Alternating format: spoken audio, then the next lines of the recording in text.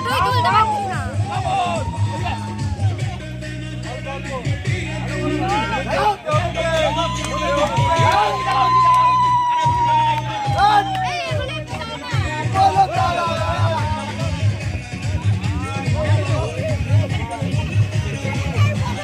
এত বড় বড় মানুষ থাকলে ভিডিও করা যায়।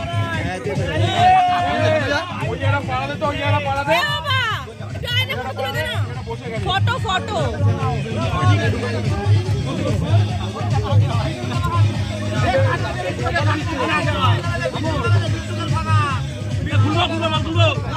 ডান ডান